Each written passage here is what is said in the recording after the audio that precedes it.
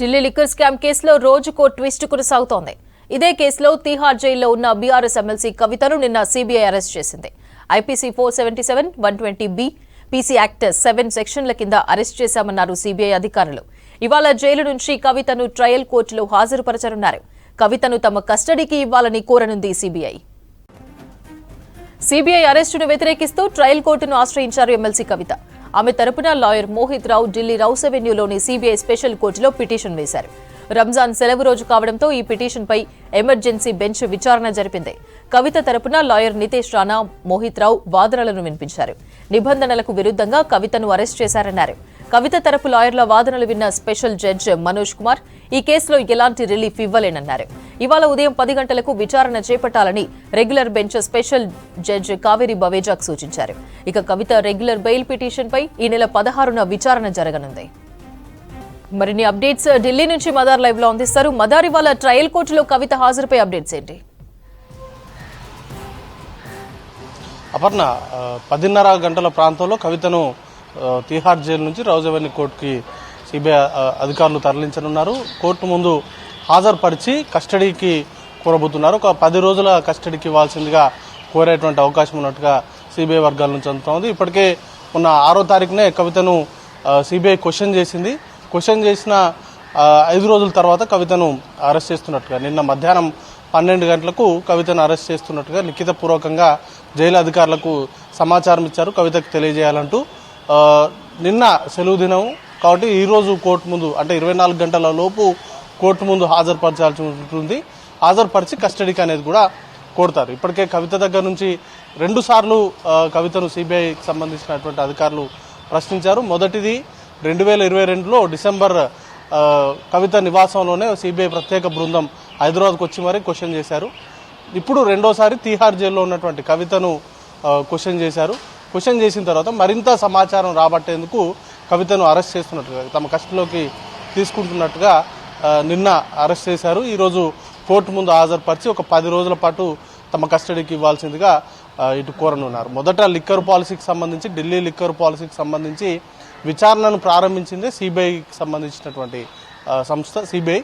దాంట్లో ముఖ్యంగా lieutenant governor అప్పుడు ఇచ్చినటువంటి ఫిర్యాదు మేరకు హోంశాఖకు లేఖ రాశారు. ఢిల్లీ లిక్కర్ పాలసీలో రూపకల్పనలో కొంత అక్రమాలు జరిగాయి, వాటితోటి ఢిల్లీ ఖజానాకు నష్టం వాటిల్లిందంటూ కూడా కంప్లైంట్ రైజ్ చేశారు. ఆయన రాసినటువంటి లేఖను బేస్ చేసుకుని ఈ కేసుకు సంబంధించి దర్యాప్తు చేయాల్సిందిగా సిబిఐని హోంశాఖ ఆదేశించింది. దర్యాప్తు చేసిన తర్వాత అక్రమాలు జరిగాయి అనేది ప్రాథమికంగా నిర్ధారించిన తర్వాత ఫస్ట్ ఎఫ్ఐఆర్ దాఖలు చేశారు.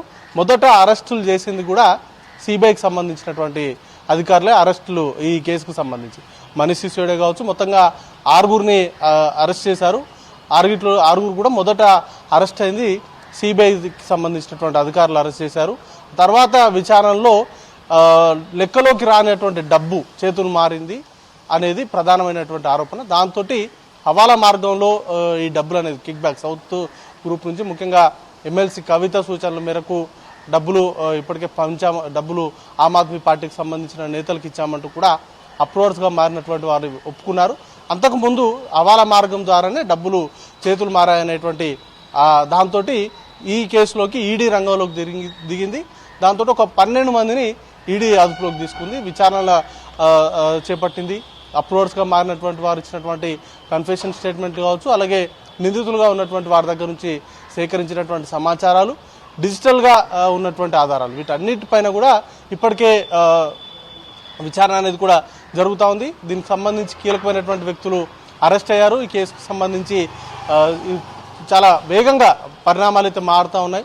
సిబిఐకి సంబంధించి గతంలో కూడా కవితను ప్రశ్నించాలని నోటీసులు ఇచ్చినప్పటికీ ఆమె కోర్టులో ఆమె దాఖలు చేసినటువంటి పిటిషన్ విచారణలో ఉంది కాబట్టి ఆ తర్వాత తను హాజరవుతానంటూ కూడా గతంలో సిబిఐకి సంబంధించినటువంటి నోటీసులకు ఆమె ప్రతిగా సమాధానం ఇచ్చారు. మొన్న తీహార్ జైల్లో ఉన్నప్పుడు మాత్రం ఎలాంటి సమాచారం లేకుండానే తనకు ఇంట్రాగేట్ చేశారంటూ కూడా ఆరోపణలు చేశారు. దానిపైన ట్రయల్ కోర్టును ఆశ్రయించినప్పటికీ ఆమెకు ఎలాంటి రిలీఫ్ అయితే రాలేదు. ఇటీవల ఆమెకు సంబంధించినటువంటి క్వశ్చనింగ్ను సవాల్ చేస్తూ దాఖలు చేసినటువంటి పిటిషన్కి సంబంధించి కూడా సిబిఐ రిప్లై దాఖలు చేయాల్సినటువంటి అవసరం లేదంటూ కూడా సమాధానం ఇచ్చింది. నిన్న సిబిఐకి సంబంధించినటువంటి అరెస్టును సవాల్ చేస్తూ బెంచ్ను ఆశ్రయించినప్పటికీ, ఎమర్జెన్సీ బెంచ్ను ఆశ్రయించినప్పటికీ అక్కడ కూడా ఎలాంటి రిలీఫ్ రాలేదు. ఈ కేసుకు సంబంధించి తను ఎలాంటి వాదనలు వినలేదు ఇప్పటివరకు. ఈ కేసు గురించి తనకి ఎలాంటి సమాచారం లేదు. ఇది కేవలం ఎమర్జెన్సీగా ఉండేటువంటి అంశాలకు సంబంధించినటువంటి వాదనలు మాత్రమే తాను వింటాను. రెగ్యులర్గా